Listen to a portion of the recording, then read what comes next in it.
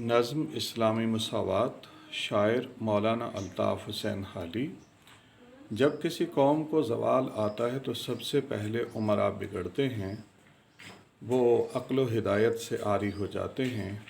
ऐश व इशरत को शेवा बनाकर हमेशा के लिए गाफिल हो जाते हैं।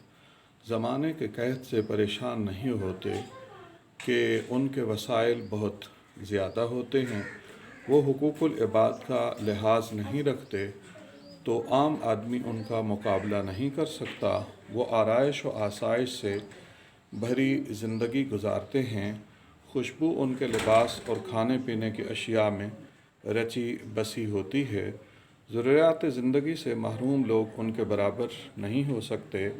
कुरान के मुताबिक सारी मखलूक खुदा का कुंबा है। अच्छा इंसान वही है जो खल्क़ खुदा से प्यार करे। खिदमत खल्क़ ऐन इबादत है।